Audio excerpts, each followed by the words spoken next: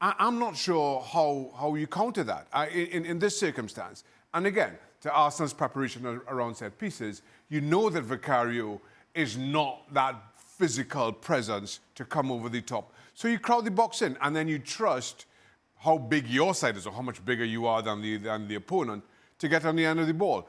And that's just as simple as it was for Arsenal. What do you think, Stevie?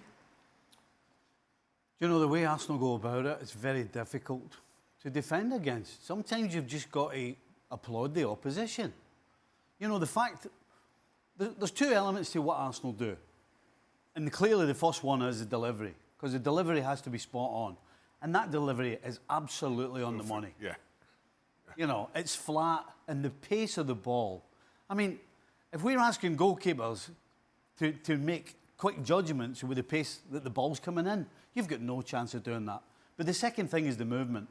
If you watch Arsenal's players, every single one of them, whatever position they start in, they end up at least 5 yards away when the ball actually comes into the penalty box. And that is really difficult to handle. So at the end of the day, you have got to, by hook or by crook, pick a man and make sure, if you don't win the ball from him, you put him off enough that he can't score. After that, good luck, because they're just so good.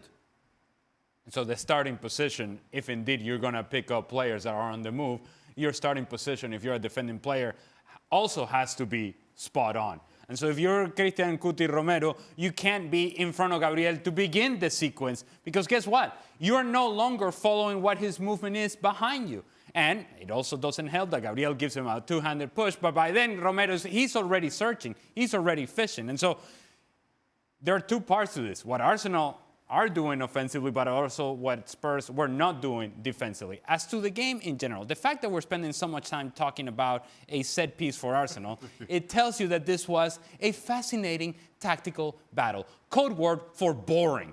Boring. Boring. Yeah. Honestly, I was expecting so much more about this game. So much is built around the emotion of the North London derby and this and that and the other and teams that attack. Nothing. Slow, very slow. And I suppose the responsibility is on Spurs to carry that momentum going forward. Even though they had possession, that possession wasn't going anywhere. And even when Arsenal got on the ball in moments of transition, they chose to slow it down as well. Therefore, here we are talking about set pieces. That's down to Arsenal. Yeah. 100%. And by the way, have a good look at what you saw today, because next weekend you're going to see exactly the same against Man City. Arsenal are going to set out exactly the same way as they did today, to be strong at the back. And let's be honest, that back line is tremendous. I mean, he gave absolutely nothing away. But they need to do more on the counter against City if they're going to get anything. And in fairness, there were today, though, Frank, without Declan Rice, without Martin Odegaard as well. Yeah, it's maybe because of that Arteta tried to be a little bit deeper, because he didn't have Declan Rice on top of it, mostly.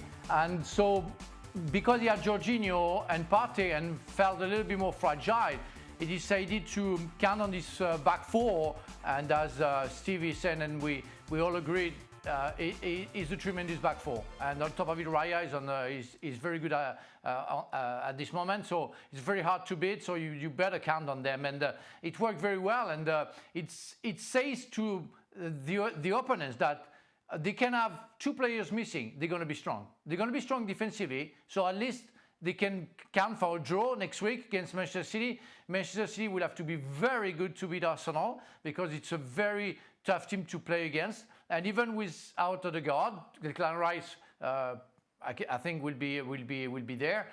So you can have, you know, the perspective of what you're going to see this season. A team seated a little bit deeper, be strong, because they absolutely showed it to the world, and playing counter-attack. It's up to the players up front to make the difference. When what was so in Martinelli in the first half, that the chance that he had to give the ball to Saka and was a bit selfish, that wasn't the best decision. So, but overall, they got it. They got the 3 points. Again, we have to talk about the foul from Gabriel and Romero. But I think overall, you know, it's English football, so let's say there's no foul. So do we have to talk about that then? Show of hands if you think that was a foul, that push on Romero. Yeah, I think it's clear that, and Ali alluded it, that we see Gabriel pushing Romero. So there is a foul. Now it's up to the ref to say, is it a light one? On top of it, Romero doesn't really complain. That's a fact. But I can see, and we can see from the back of the goal that that's a real push, and therefore you're not allowed to. So it's a foul.